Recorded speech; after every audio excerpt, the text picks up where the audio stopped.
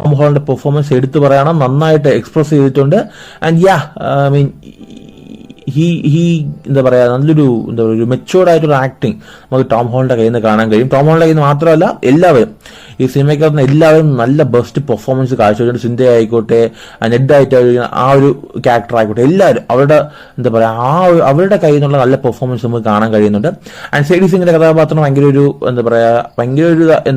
ഒരു സീക്രട്ട് ആയിട്ട് വെച്ചിരുന്ന കഥാപാത്രമായിരുന്നു.